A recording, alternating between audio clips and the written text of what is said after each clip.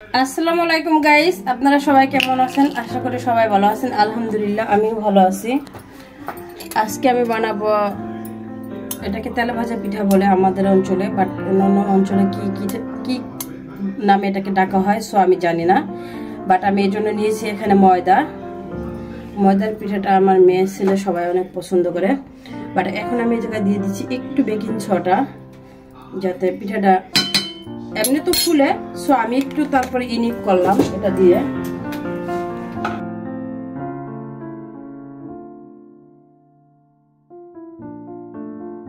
এভাবে রেখে দিলাম। বাট এবার নিয়েছি আমি খেজুরের গুড়টা আমি পানি দিয়ে না, এখানে আমি লিকুইড দুধ জাল করে রেখেছি। বাট এই দুধটা দিয়ে ভালো করে গলিয়ে নিব। আগে গলায় নিয়ে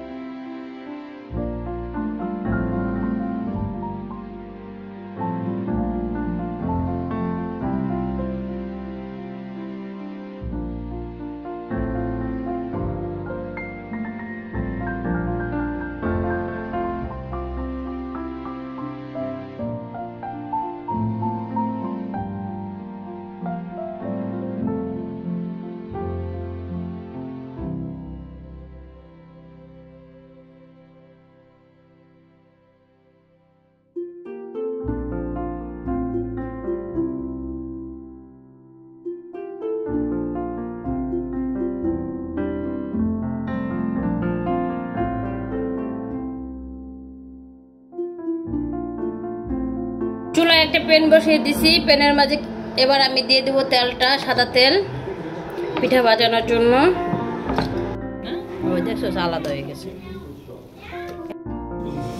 হ্যালো গাইস, দেখেন আপনারা আমার পিঠাটা বানানো হয়ে গেছে, প্রায় শেষের পর্যায়ে। আমি অনেক সব পিঠাগুলো অফ ক্যামেরায় বানাই নিলাম। তো আমাদের তো গ্যাস নাই, তো আমরা এই জন্য লার্কি চুলায় পিঠাটা বানাই নিলাম। এই যে অটো লার্কি চুলা বানিয়ে ফেললাম এভাবে।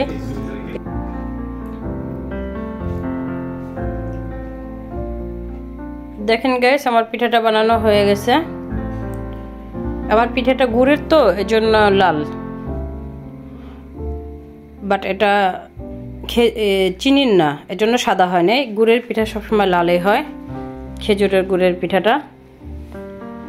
তো কেমন হয়েছে আমার পিঠা বানানোটা কমেন্টের মাধ্যমে সবাই জানাবেন। ভালো লাগলে একটা ফলো দিবেন, একটা লাইক দিবেন, ভালোবেসে পাশেই থাকবেন। তো আমার ভিডিওটা এ পর্যন্তই ছিল, আজকের ভিডিওটা। পরবর্তী ভিডিওর জন্য অপেক্ষা করবেন। আল্লাহ হাফেজ।